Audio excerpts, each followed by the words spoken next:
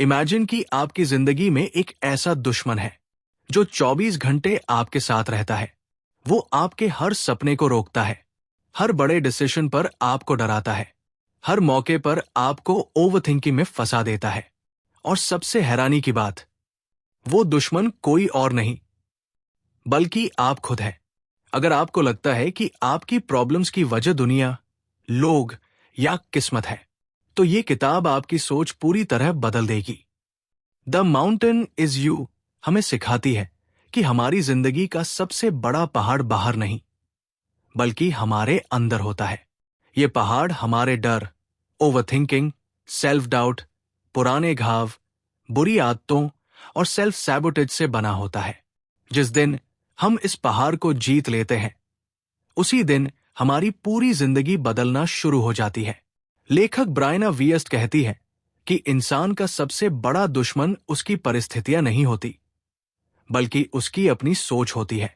कई बार हम बिना जाने खुद ही अपनी सफलता के रास्ते में दीवार खड़ी कर देते हैं। हम बड़े सपने देखते हैं लेकिन एक्शन लेने से डरते हैं।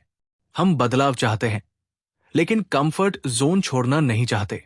हम सक्सेस चाहते हैं लेकिन फेलियर के डर से शुरुआत ही नहीं करते।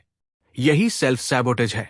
किताब बताती है कि सेल्फ सैबोटेज कोई कमजोरी नहीं बल्कि एक प्रोटेक्शन मैकेनिज्म है। हमारा ब्रेन हमें नुकसान पहुंचाना नहीं चाहता बल्कि हमें सुरक्षित रखना चाहता है। इसलिए जब भी हम कुछ नया करने की कोशिश करते हैं, जैसे बिजनेस शुरू करना, नई जॉब लेना, किसी रिलेशनशिप में आना या अपनी लाइफ बदलना, हमारा दिमाग हमें डराने लगता है क्योंकि उसके लिए पुरानी तकलीफ भी नई संभावना से ज्यादा सुरक्षित लगती है। यही वजह है कि कई लोग सालों तक एक ही जगह फंसे रहते हैं। उनके पास टैलेंट भी होता है, नॉलेज भी होती है और अपॉर्चुनिटी भी होती है, लेकिन उनका माइंड उन्हें आगे बढ़ने ही नहीं देता। किताब का एक बहुत पावरफुल आइडिया यह है कि हर इमोशन का एक पर्पस होता है। हम अक्सर अपने डर, गुस्से, एंजाइटी और सैडनेस से भागने की कोशिश करते हैं, लेकिन लेखक कहती है कि ये इमोशंस हमारे दुश्मन नहीं हैं। ये हमें कुछ बताना चाहते हैं। अगर आप उन्हें इग्नोर करेंगे तो वे और मजबूत होकर वापस आएंगे, लेकिन अगर आप उन्हें समझेंगे तो वही इमोशंस आपकी ग्रोथ का रास्ता बन जाएंगे। लेखक ये भी कहती है कि हमारी जिंदगी हमारी आइडेंटिटी के हिसाब से चलती है। अगर आप खुद को हमेशा एवरेज, वीक या अनलकी मानते रहेंगे तो आपका दिमाग उसी पहचान के हिसाब से फैसले लेगा।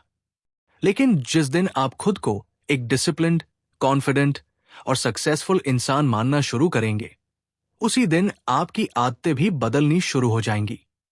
इस किताब में बार बार एक बात दोहराई गई है कि मोटिवेशन कभी भी लॉन्ग टर्म सोल्यूशन नहीं है।